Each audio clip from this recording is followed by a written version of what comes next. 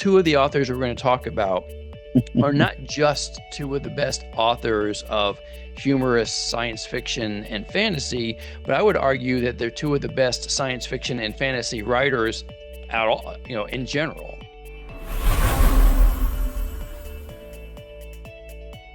Hey everybody, welcome to D3 Reads. It's Eric, and today we've got one of our rare co-hosted episodes of D3 Reads. Jeff, welcome. Hey, everybody. Good to see you.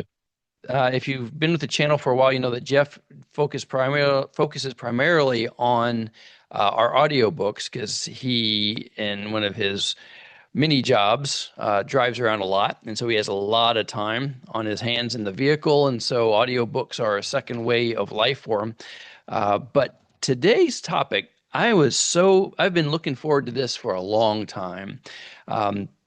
And I refused to do it alone because some of the authors and books we're going to be talking about, I wouldn't know about if Jeff hadn't told me about them many, many years ago. So he kind of introduced me to a lot of this stuff. So he needed to be part of this conversation. This is not you wouldn't get a complete story unless you had us both in the same room, just because it's shared history. Sure. It's just Right. it. So we're today talking about some of the best authors of hilarious, funny, whether it's satire or just outright absurd fantasy and science fiction. So we're going to hit on a couple of authors. Some of these authors are very well known. Some maybe not quite as known. Some of these, even though they're rated very highly in a variety of forums, Goodreads and that, not all of them quite hit the mark, I think, quite as well as some of the other ones. So most of these are in no particular order, but I will say, I want to argue that two of the authors we're going to talk about are not just two of the best authors of humorous science fiction and fantasy, but I would argue that they're two of the best science fiction and fantasy writers at all, in general. That their writing is so well done and so important to their particular subgenres that you could say that they are amongst some of the best science fiction and fantasy writers in general. So you probably won't have any problems figuring out who I'm talking about, who we're going to be talking about here over the next few minutes. Yeah, anybody that knows humorous science fiction or humorous fantasies already going, my favorite book by that author is.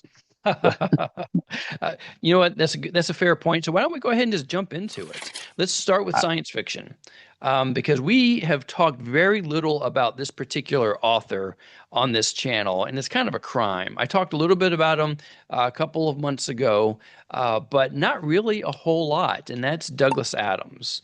I think you can argue that he is the best author of science fiction humor out there. Definitely the most well known. Now we got a counter argument to that here in a few minutes, but I think he's definitely the best science fiction humor author. Of course, his Hitchhiker's Guide to the Galaxy, the entire collection up to Young Zaphod Plays It Safe right here. He wrote it in the 70s. You heard the story about how he was inspired to write it, right? I've heard a lot of stories, so let's. The most famous one, the one that kind of the hitchhiking across Europe story, The Towel, where he's laying around in the field and he's looking up at the stars, and he had that copy of A Hitchhiker's Guide to Europe. And he said he thought to himself, I wonder if anyone would ever write, or he said something along the lines of to himself, I wonder what a Hitchhiker's Guide to the Galaxy would look like, or something to that effect. You've never heard that? Familiar with that story? No. Well, the funny thing about that is it became so popular a story that years later he was asked about it, and he said, to be honest with you, I don't remember if that's true or not. It's like it's been told so much, and his memory, I guess, was fading to where, not that he was old, but he's just like, I'm not sure if that was really the inspiration or not behind the story. But it sounds That's good. great. Yeah. Speaking of stories, in one of the books, and I think it was one of the Dirk Gently books. So it wasn't actually sci-fi, Ooh. but it Oh, in I'm sorry, I didn't mean to interrupt you. Yes, I was going to bring up Dirk Gently after this one, but go ahead and jump right in there. For those well, of you who aren't familiar, go ahead. yeah, yeah, okay. No, it's Dirk Gently's just he's a detective. He's a holistic detective, but I I I, I think it was a Dirk Gently book, but I'm not 100% sure. But basically, he tells the story in this book about he went to a train station. He got a newspaper and a packet of biscuits, cookies, and he sat down and he sat his paper down and he set his biscuits down. And another man walked up and sat across from him and sat down and reached over and opened up the biscuits and took one out and ate it. And Terry was reading his not Terry. I'm sorry. Douglas was reading his newspaper, and he doesn't want to be rude and say, "What are you doing opening my biscuits?" So he just reaches over and looks at the man and takes one and eats it. And it was a packet of six, and they went back and forth and ate them all. And then the other man picked up his paper and left. And then when it was time for Terry to get up, he picked up the rest of his paper, and his cookies were still there. And Yeah, that's and the and the and the real. character opposite him said, "Why did you tell me that?" He said, "I don't know. It just happened." And the reality behind that, and this is one that Terry actually said did for a fact happen. The You mean reality Douglas? behind that, he was in a Douglas. Douglas, yes. He was literally in a train station, and he this happened. This all 100% played out with him and someone else, and he didn't realize it till after the man was long gone that he sat there and just ate this other man's cookies in a way that he thought the man was doing to him, and he never got a chance to say, "I'm really sorry about that." And he said, "I wrote it into the book in hopes that one day he'll read it and understand that it was an accident." Yeah, Douglas Adams was I love the guy. He is Yeah, quirky. Um and we jumped over to because we started off with the science fiction side with Douglas Adams and Complete Hitchhiker's the Hitchhiker's Guide to the Galaxy, and we're going to talk about that here a little bit more. But Dirk Gently, you can call, I think, it's categorized as urban fantasy, right? Because you have the mythology, yeah. behind a lot of what's going on in this kind of bizarre world with Dirk Gently. So he expanded his reach from science fiction into urban fantasy as well. Hitchhiker's Guide to the Galaxy. The thing about it is that it's not just funny, and it is just laugh out loud funny through the whole series. I think some folks argue that, and I think I agree with this, that So Long and Thanks for All the Fish, it was kind of stretched a little thin at that point. Not that the idea was tired, but it just didn't have the same hit that Life, the Universe, Everything, and the Restaurant at the End of the Universe had. But I think still, I mean, Douglas actually said that too. oh yeah, He was getting pressured, and he was just his writing style. He would literally agonize for 2 or 3 days over a line and rewrite it and erase and rewrite and write and write just right.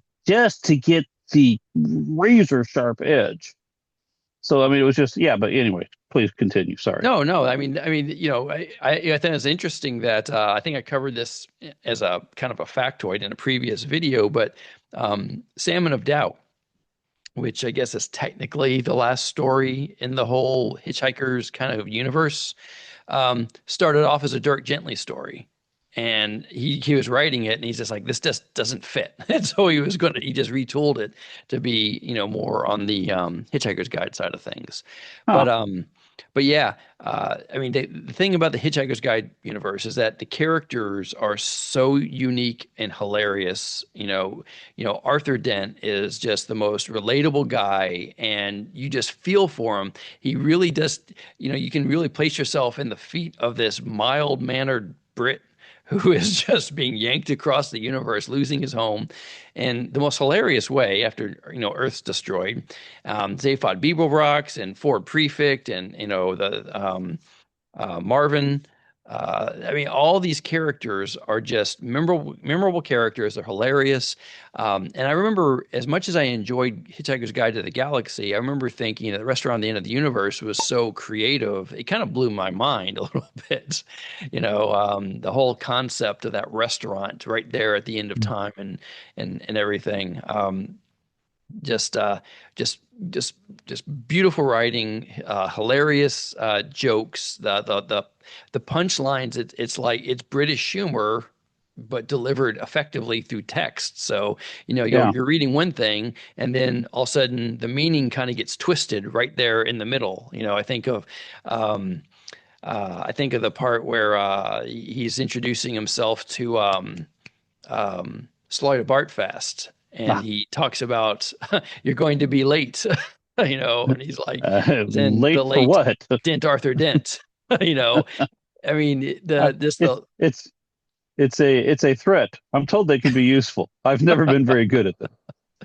I mean, yeah, I mean, his way with language, and we've been doing D3 reads now for a year and a half, I think, going on, and something I think an idea for a video I want to do later on is just talking about good writing versus mediocre writing. There are a lot of authors out there who just simply are, they're like me with woodworking. I can hammer two pieces of wood together and I can create like, a rack or a shelf or whatever, but you would never look at it and go, wow, that's a craftsman did that. I'm not a craftsman. Whereas Douglas Adams and Terry Pratchett, when we go in there, they are craftsmen with words. Incredible. They're so you got authors who can put together an entertaining, by all levels, entertaining book. It's well written, all that, but it's a book of, it's a story. Whereas you have this work of art basically with things like Hitchhiker's Guide to the Galaxy. I mean, just definitely deserves to be considered, I think, one of the best. The whole storyline, one of the best science fiction stories out there, but also definitely one of the ultimate in humor, sci-fi. Yeah, that was my introduction to British humor and literature was Hitchhikers, and I don't know if you're ready to segue over into Sure, Pratchett, let's do but it.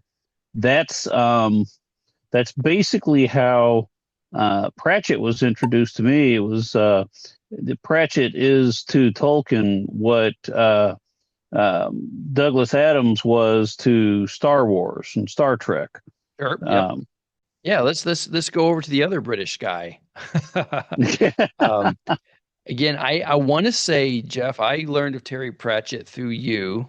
You loaned me so many books back in high school. I want to say that was one of them. I don't remember which one. Probably, I think actually, I think you may have loaned it to Derek, my brother, and he gave it to me after he got done because I think it was um, uh, Sorcery, no, it wasn't sorcery. It was the first one. Color of Magic. Color of Magic. Yeah, I think it was the Color of Magic because I remember being told about this story with this luggage with all these feet and Rincewind, a wizard who thinks it's unfair that wizards have to be good at magic, that kind of Yeah, thing. and Um, a mountain that was called Bear Mountain because there were no trees on it, but they were such a it was such a the tour guides were making such a killing taking hunters up to look for the bear that they would never correct the spelling. and isn't it it's Pratchett too that had the map the maps that That, where the explorers would point at the yeah, map and say, "What's that's this true. called?" And he would translate into "Your finger, you fool," because Yes. the earliest of Pratchett's works. I think you can argue that they're not as quite as sharp as and funny as things after that. But Rincewind, once he developed Rincewind into the full blown character he became, I mean, I was disappointed when he disappeared, and Yeah. then it took me a couple of books. I'm like, well, where's Rincewind? But then I realized where he was going with this, and now I couldn't wait. But it's funny. That's the thing about Pratchett. Each book, how many books? 27? I have no idea. A bunch. I looked it up once and I totally forgot. But of all his books, it's like every book, which Every book is would standalone. it would introduce you to so many new characters. No. And then by the end of it, you're like, I hope the next book talks about these characters. And they didn't. And you would get mad. So it's not like, instead of just missing Rincewind, you started missing everybody in these, that he had just introduced you to.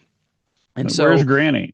oh, when the witches don't show up, I'm mad. And he likes to do cameos, so he'll throw in some of the favorites as cameos in these, Yeah. but not always. And so sometimes you're like, this whole book went, it didn't have, but he's got so many of these good ones. So Jeff, here's what we're going to do. If you can, we had a whole video on this. We talked about the best Terry Pratchett. Now the Yeah. problem with that is, and I think we may have fessed up to this, that list will change depending on whether you're looking at one of his other books at that time. Yeah. Because a book that you didn't think to be put into your top 10, you were like, oh, wait a minute, this has got to be in my top 10 now. And so it Yeah. changes, but depending on what's in front of you. So I want to ask you to give, Hogfather right now has to be a top 10 because it's near Christmas. yeah. um, Tell me, so Hogfather, for those of you who haven't read it, it's a holiday themed one. It satirizes, well, a lot of things. His books are so freaking deep. That's what gets me. Christmas is one of the things, but that's kind of like a target of opportunity. Really, it talks about the nature of truth and what have you. It's just really, it's a deep book where death has to stand in for Discworld's version of Santa Claus, and it's just it. I mean, it's hilarious. It But is. tell if you can narrow it down to your top three Pratchett's for now. I For won't. now. I would never throw it back at you and say, "Well, you said this." I mean, but if Yeah. you had to name top three, If there were three Pratchett books that I was going to listen to or read right now, it's always Guards. Always Guards. Yeah. It's always Guards. Um, and Interesting Times is way up there. Well, I'll tell you, and I'm not going to talk about what actually happened we're spoiler-free because reviews here. yes, I am not. This is, in my opinion, this book, caught me with the funniest situation. You know which one I'm talking about too. Um, and I was laying in bed. This was 25 years ago. I don't know. Laying in bed with my newlywed wife who had to get up in just a few short hours, and we were laying there in a water bed. And I read, yes, Yeah. and I read this passage, and I strained muscles not waking her up. It hurt so bad. It was the funniest. It was the greatest twist I had ever read. It was just amazing. It was Cohen the Barbarian, I love and Cohen. oh man, excuse me. But anyway, so yeah, three books would be Guards, Hogfather, and Interesting Times right now.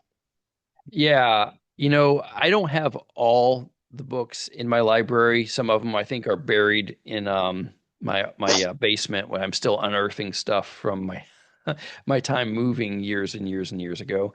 But Guards because it introduces us to Vimes. I mean, Yes, Vimes and Carrot and Nobby and Colin. I mean, you can't.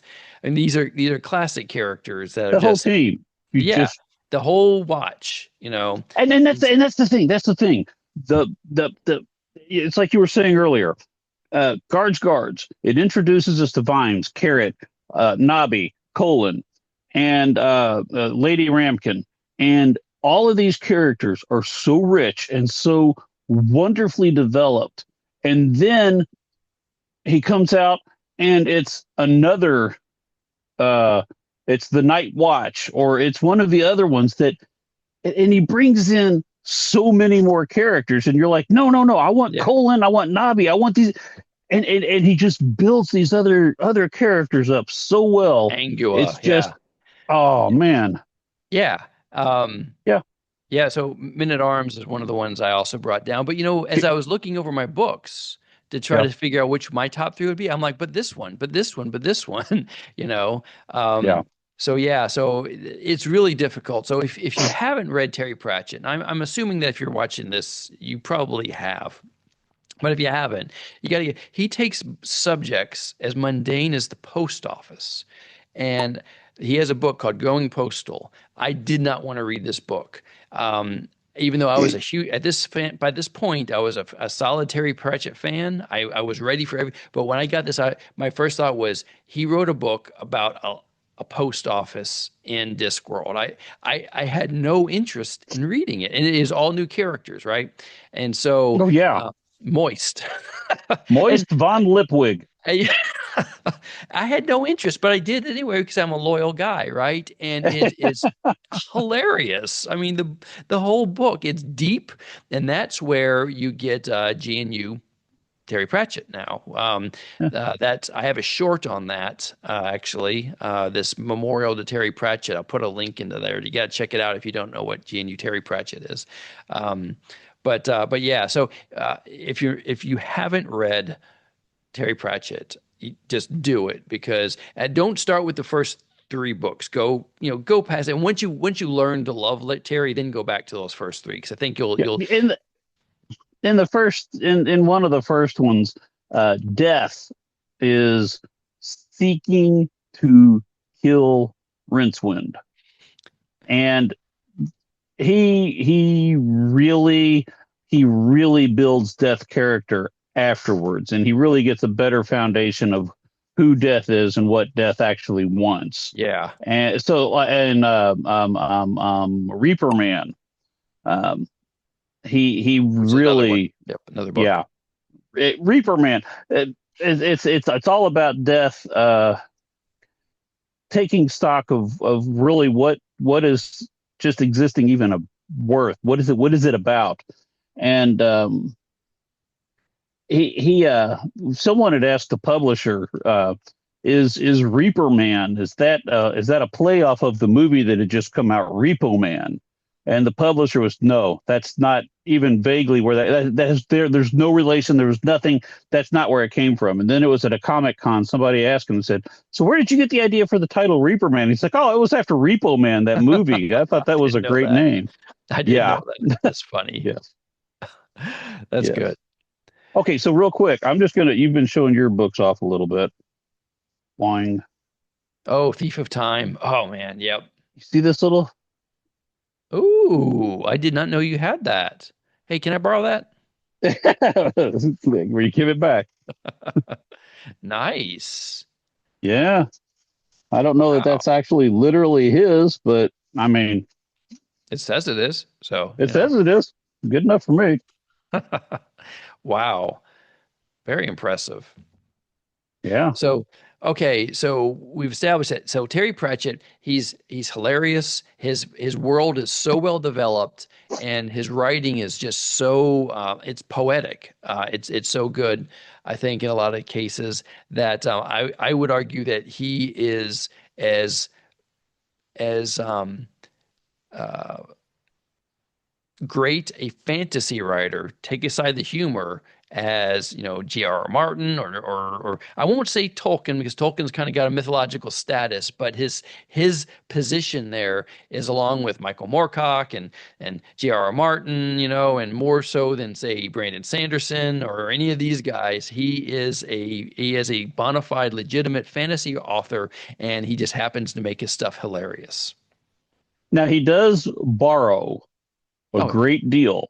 He borrows a tremendous amount from other mythology and other sure. works of fiction, and he actually borrows from, Satires. yeah, yeah, A lot of it's satire. A lot of it's, yeah, especially with Cohen the Barbarian, right? He's right. satirizing the whole heroic fantasy and all that. Conan the Barbarian, yeah. One of the things actually it related to that, though, a different type of scene was in, I think it was Guards, where where the whole idea of guards is the idea of, at some point in almost every heroic fantasy story, someone calls the guards to be slaughtered by the hero, right? And I remember when the guards come rushing in and they're like, but there's You only want one us? of him. Yeah, you want us to charge him? There's only Yeah. one of him. They were terrified because whenever guards attack a single hero, that means that hero is going to kill them. They didn't Yeah, want to do it. he could swing from the chandeliers. I wouldn't know how.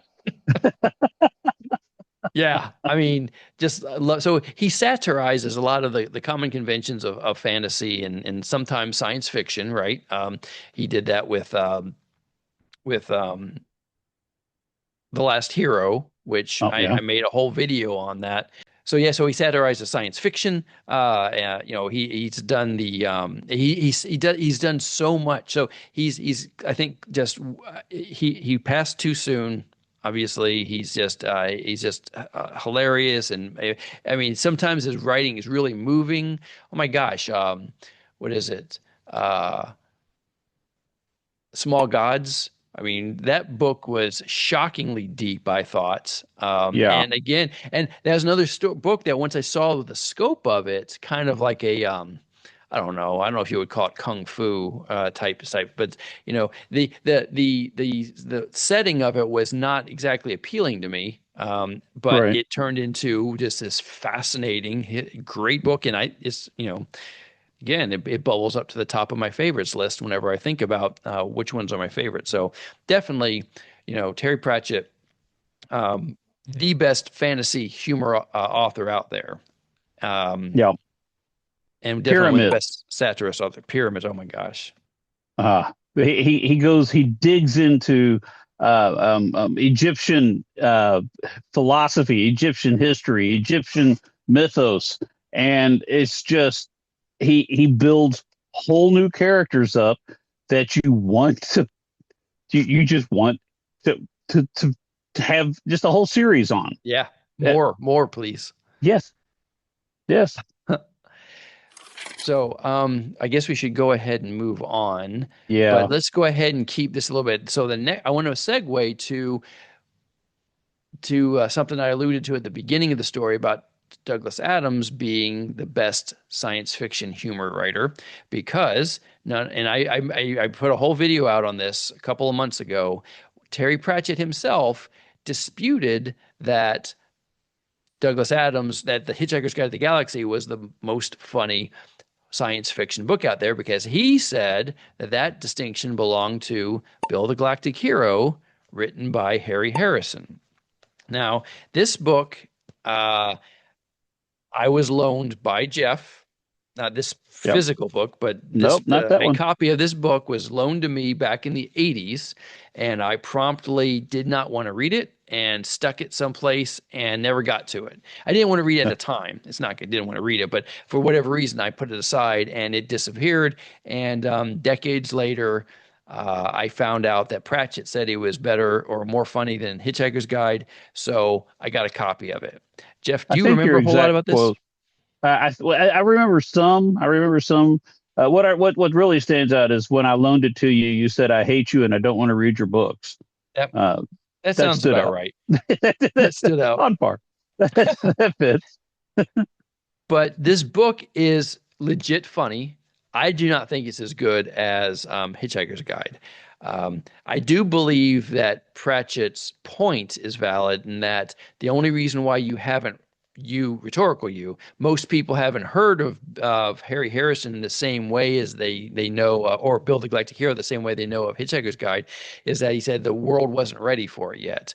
That when Hitchhiker's Guide came out, there had been Star Wars and Star Trek, and this book, when it came out, those were not there. You didn't have Yeah, a fan base ready to accept a science fiction parody when there really wasn't much science fiction, popularized the same way as when the Hitchhiker's Guide came out, you already had like fertile ground created that had been turned up by George Lucas and by Frank Herbert and then Roddenberry and those sorts of folks. So I do buy that, but This book is funny. Bill is this country bumpkin, in effect. He lives out on this planet, out some far, far away. Earth is long gone, I believe, at this point.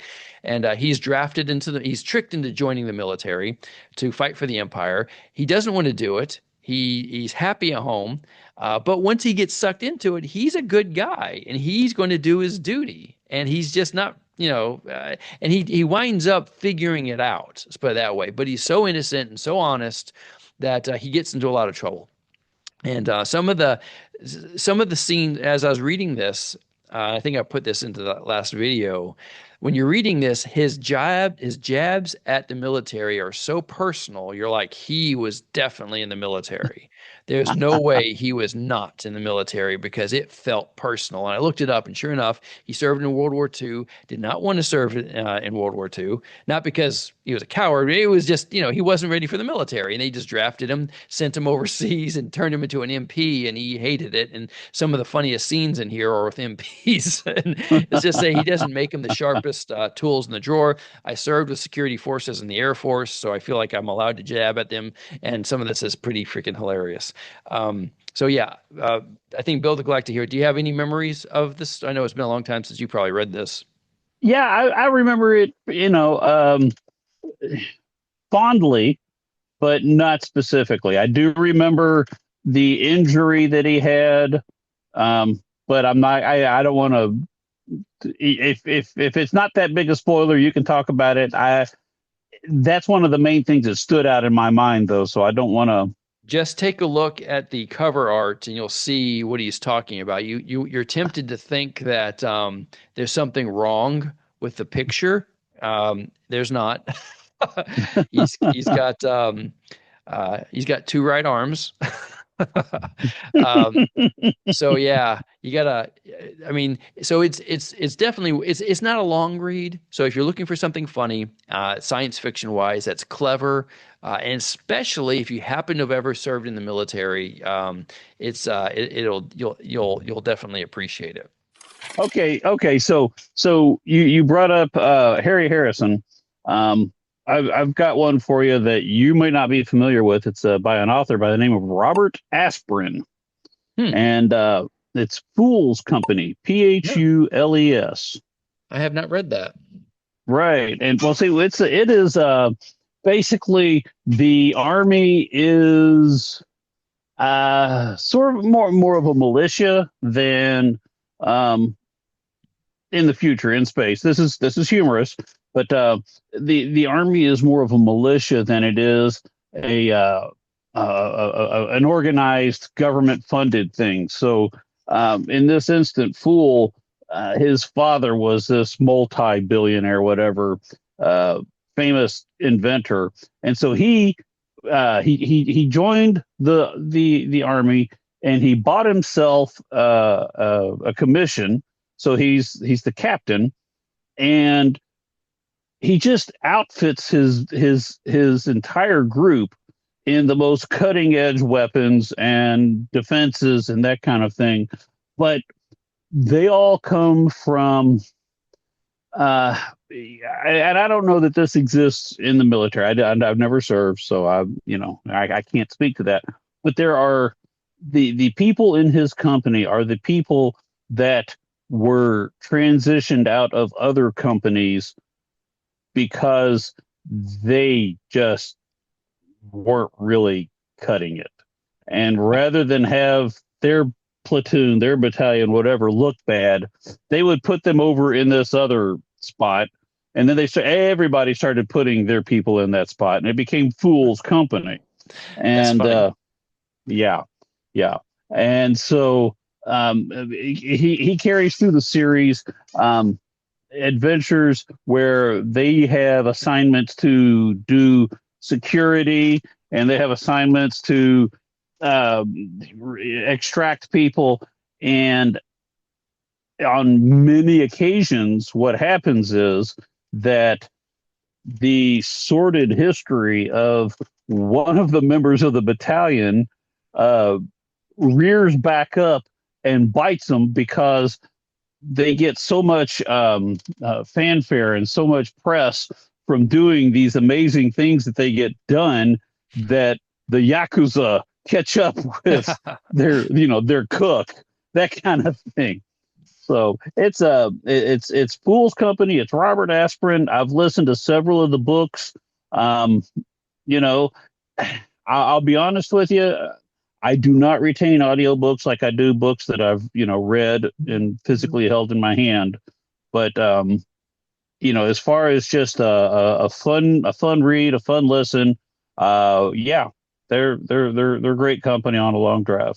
Well, cool. No, that sounds really good. And actually, now that I think about it, I think someone when I posted that video about On very, military, yeah, I think somebody actually may have recommended aspirin because that name stands out because it's a distinctive right? name.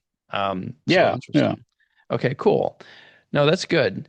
Um, so I want to bring up one more that Jeff, almost within the first, actually, before you and I were actual friends, you loaned to What do you me. mean before?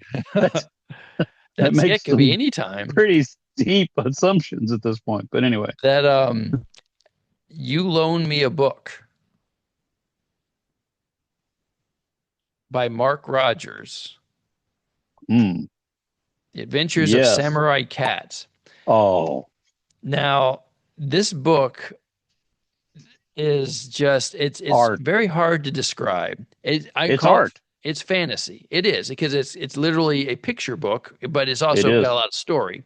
Yeah. I believe, did Rogers do the art as well as writing? I can't I recall if don't he was know. the, I have no because recollection they're of that. paintings as much as they're anything. I mean, he's got paintings as well as drawings in Gorgeous. there that Gorgeous. push the story. Oh yeah, they are. Who, if it's him or whoever, it's gorgeous.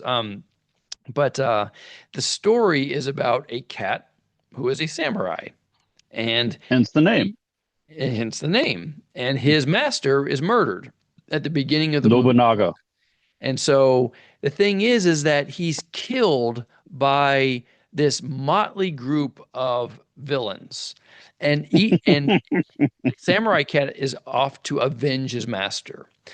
But the thing is so you've got this cat who is a total BA. I mean, he is not He's a someone to samurai. mess with. He's a samurai and he's ready to he could fight, he's your classic hero in that respect, in that he could fight a whole army, or whatever. But his adventures take him through, they're actually short stories connected where he is dealing with all sorts of different parodies of movies and myths and things like that. So he's basically coming face to face with Conan, with Thor, with you know Indiana Jones, with Okay, okay. I'm going to interrupt you here because he was talking in that book. Because yeah, because basically all he did was just write stories in other people's worlds, right. Yep, yeah, and so he had his nephew Shiro helping him, that's and right. Shiro asked him one time. He said, "What if someone from the planet Gor, um, attacked then we would have to kill them. What if they went back to their own planet? Then they would have escaped because the whole Gore series. I read one of the books, and that was plenty of books in the Gore series to read. The whole premise of the Gore series was to to go on this adventure and win this battle, but without fail, women would find that their place in life was just to make men happy, and that was it. And and Tamakato, uh, Tamakato, Miyawara, that's his name. yeah, I forgot. Yeah, Miyawara Tamakato. Tamakato was not going to have anything to do with that planet. That was Yeah. So the story is just it's just a ton of fun. There's nothing particularly deep about the story. It's just the story's fun, laugh out loud moments. The art is just mesmerizing, and you get to they see him went to go. they went to uh, the mines of I think Katzad Doom Yeah, Cat said Doom. and Miyawara well, I don't know that he actually named any names, but whoever dropped the rock down the well, someone else, or maybe it was him, just kicked the hobbit into the well and he fell down too. And and the line that sticks out in my mind was the cat shed no tears. Yes, right. It was So yeah, Marky Rogers, Adventures of Samurai Cat. It's just it's got this. He made some sequels. I know he wrote some, at least one at sequel, least I one. believe. But I don't recall if I ever read that. But I didn't. it's just this particular book has a fond place in my heart. Just hilarious, just well worth a read if you've never read I'm it. I'm fairly certain I picked that up at the Jefferson Mall at Walden Books. And the reason I picked it up was just because of the artwork. I picked it up. It Sure, was gorgeous artwork, and I'm just like, yeah, this has got to be good. And you're right. yeah, Yep, you're right. it was a good story. All right, so I'm going to move to some more recent fare here because, there's other good authors. Um this next one is by an author I've talked about a couple of times, Jeff, and I is John Scalzi, the author of Old Man's War. He published a book that actually won him, I think, the Hugo Award back in, oh gosh, 2020. I forget what Hmm, year. And it's called Red Shirts. And right. Red Shirts, you haven't read that one, right? I have not. So Red Shirts, the premise is freaking hilarious, right? It's set in a Star Trek-esque world where the um, junior officers assigned to this ship realize pretty quickly that they're going to die. All the red shirts seem to be sent out with the captain and his crew out on various missions, and without fail, most of them get killed. And they don't, so they try to figure out what's going on. And that's the premise of the story. Now, here's the thing. I did not particularly care for this book. It was not I was waiting to laugh out loud. I did not laugh out loud. And the thing is, and I'm curious if anyone's got any thoughts on this who's read this, drop a comment. I want to propose a hypothesis. Even though he was obviously, Scalzi was trying to be funny with it, um, the problems I had with it, I think, were built in on purpose because he does something clever at the end, which is this. I'm going to go ahead and say this. And if you haven't read this, this isn't a spoiler, but I'm going to point something out that if that might ruin it, the experience for you. So if you don't want to hear this, spoilerish, is that the La la la characters la la la la way la. the characters way too quickly act like a sitcom situation. So if I am just meeting somebody, especially in the military, I mean, maybe they think that because the military is always gruff and crude or whatever, you're not going to just become chums just like that. You don't, not the way these guys did. And they were too quick with the banter with people that they had never met, in a way that I thought was just forced. And I actually thought, I was like, this seems like a television show. It's like it's written to be. The thing is in a way, it is. Now, without going into actual spoilers, about 8/10 of the way through this book, he pivots the story in a way that I felt was moving and deep, maybe 9/10 of the way through. And I thought, wow, I like the ending. It's not funny.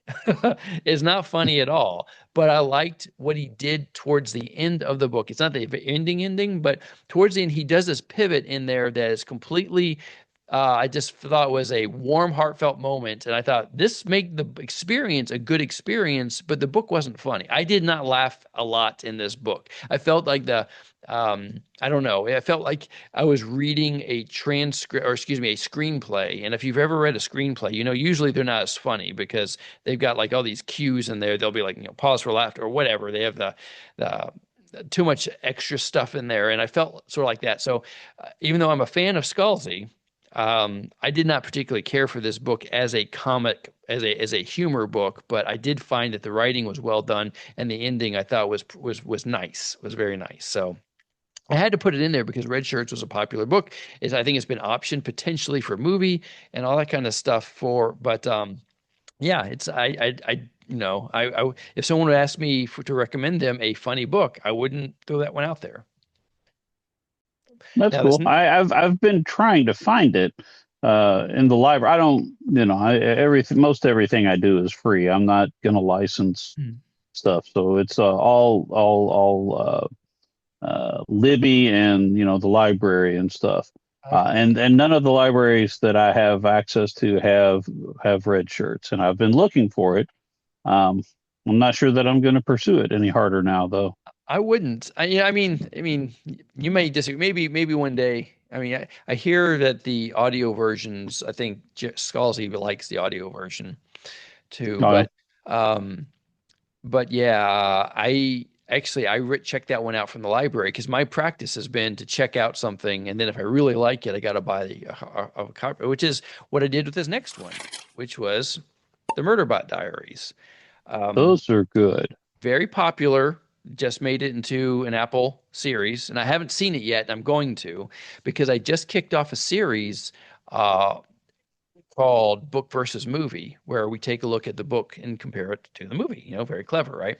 And I want to do the Murderbot Diaries at some point. But yeah, the books very enjoyable. I loved Murderbot's perspective on a lot of stuff. Yes. um, And he's a great introvert. He yeah, just wants to sit behind his mask and just yeah, let the world go by yep, yep, yep. until he has to act to Yep. save the people who are apparently incapable of And making he wise decisions. begrudgingly warms to his humans, and that's the Yes. thing that makes part of it fun is because he gets really aggravated with the fact that he warms up to them. Now, I've only got the first three in paperback. The others I listened to audio because I did a mix. Actually, I started listening to an audio, and the humor wasn't landing for me. I was like, I was really looking forward to this. I've heard a lot of good stuff about it, but the humor wasn't landing. So I got the paperback because I'm like, maybe it's an audio thing. Maybe I don't. So reading it, it's hilarious. But then I listened. So I kind of went back and forth, and the audio eventually warmed up to me. So I'm with you. I think the audio version of it's pretty good too. So if you're listening to the audio version and it's not doing it for you, stick with it. That's my opinion. I don't know if you liked it from the get go. It took me a I little while enjoy to warm up. I didn't get I did not laugh out loud, but it was very much a quickly it was very quick to adapt to the environment and see it was easy to get immersed into it and be there. Um, some books it's just so hard to get to understand that world and to be a part of it. But the murder bots from day one, it was just like, okay, this is what I am, this is how it works, and this is what I have, and it was Yeah. just like, okay, yeah, we're there. Yeah, I'm exactly. Yep. I'm okay. I got it. Let's keep going. As far as laugh out loud moments, they started coming fast and furious for me when he met Art. Okay, yeah, art was I pretty mean, good. Yeah, that relationship between Art, which stands for A-hole Research Transport, the that whole dynamic was great. I really liked that. But that's when I started. I mean, before that, I was enjoying it and thought it was really fun and all that. But after he met it with Art, I just thought that was just hilarious. yeah. Um, so yeah, I think the thing is that okay, so I guess quick synopsis of it is that the main character calls himself Murderbot itself, Murderbot because they're androgynous, but it's made to look like a man in this case. Um, but he's a security unit. It's actually called a sec unit, and his job is to provide security. There you go. For humans who are out doing these dangerous work on these various planets, whether they're being explored for the first time or re-explored because they've been off the charts for a long time.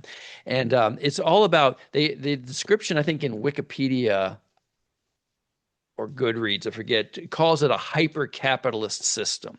Everything is done through contracts and money. And basically, if you're going to go explore a planet, you need a contract with the local government, and the government, then you got a contract with the security agency to provide you with the necessary tools to ensure safety for you and the equipment and blah, blah, blah, blah, and all that. And he is part of the contract, sec unit, and he calls himself Murderbot because in one of his jobs before the first book starts, he wound up killing a lot of people and he doesn't know why. And so that lays the seeds of a mystery that he explores throughout the series. And he also learns to enjoy his human companions who also warm up to him. They're a bunch of kind of space hippies after a fashion or what have you. But the books are just really enjoyable. His exploration of what it means to have a relationship, freedom and free will, and all these kind of things. And the story really resonates with people who have considered themselves outcasts. Autistic people have said that they really, really enjoy this. People who have gender identity issues, people who have felt like they couldn't connect because people didn't understand what's going on in their head, have kind of rallied to Murderbot, as it were. Right. So, very popular book. I don't know. I've been meaning to watch the series, but it's on Apple TV. I don't have Apple TV, so I'm kind of stuck with that. So, until I can figure out, probably through Prime, on how to get it. But it's listed on Goodreads as one of the best sci-fi books of all time. I don't agree with that. It's too early for that No. kind of designation, but Yeah. definitely a good book worth your time reading if you have not read Martha Wells' Murderbot Diaries. The last one, so the last one that I've got, Jeff, is one that I've only read the first in the series, which is Dungeon Crawler Carl by Matt Denneman. Have you read this one? I have looked for it. Once again, it's not in the libraries what I have access to. This is it's more fun than it should be. That's all I'll say. It's with that, because the story, it's like living out. I mean, it's a sci-fi, but it's got a fantasy coat on. Um, Right. Basically, Carl finds himself in a world that has been transformed into a game show, a reality show, where the whole world, where all of Earth has been collapsed into the ground. And you go down into the planet and you find that you are on a game show now, hosted by an alien race who now says, okay, here's what you got to do. You've got to survive getting down to so many levels. And if you can survive getting down to the bottom level of this dungeon, then you get to survive, basically, because only, I think, one person gets to do it. And so, of all the hundreds of thousands of Earthlings still left, they all have to survive going down into these levels. And it's basically a dungeon, like Dungeons and Dragons or video game or type game, where he has to choose his class, his race, and his he earns levels and all this kind of thing. His cat turns into a character as well. I mean, the thing is just absurd in a wonderful way. It's fun to read. The characters are fun. Not only is Carl, Carl's companion is Princess Donut, his cat, who is a cat and so acts like one, acts like a princess. And they journey together into this dungeon, and it's very strict rules you got to follow, and I don't want to ruin it for you, so I'm not going to go too far into that, but it is absurd in parts. The creatures that they have to face, the various types of goblins and low level stuff, because they're at the upper levels at this point. They have to go through that, and they level up, and they get guided into lower dungeons, and then they have to. But then at times it turns into something shocking, depressing, or moving. I mean, so Denneman is just he. I think he hit it out of the park with this. Very well written, clever, funny, good science fiction, but also it kind of scratches a fantasy itch if you're into fantasy type stuff. So I loved it. It was a good book. I've heard rumblings of mixed reviews of subsequent books, some being good, some not. I forget how many he's written. They came out really rapid fire after this. But yeah, Dungeon Crawler Carl by Matt Denneman is definitely a strong, funny science fiction book that's come out recently, relatively recently, that you ought to explore if you haven't read that, but you're looking for something fun to read. All right, so yeah, so guys, that is it. That's our roll up of some of the best science fiction and fantasy humor authors out there. Obviously, I think we made it clear that Pratchett and Adams are at the top of the pyramid. But I think most of these guys, even the one like when I talked about Scalzi, I don't want to turn anyone off from it. I would recommend that just if you're interested into that kind of a scenario, and maybe you'll get more out of it than I did. Yeah, all these well-written books, and hope that you find something here that you haven't read that you'll enjoy. If you read any of these books that you haven't read yet, drop a comment later on. Let us know what you thought about them, because I think most of these books are real near and dear to both of our hearts. So yeah, Jeff, thanks so much. Here's what I would ask. Here's what I would ask. If you're a Pratchett or an Adams fan, drop a comment with your favorite quote, because I'm always so many of their quotes have so much meaning to people for different reasons, and I'm always happy to see what someone else says and say, yeah, that one resonated with me too, or that was a really great line. If you know what I was talking about in interesting times, put that in the comments, let me know. We quote Pratchett at each other frequently, and occasionally Douglas Adams as well. Yeah, guys, thanks so much for your time, really appreciate it, and keep reading, and we will see you next time. Thanks a lot, gang.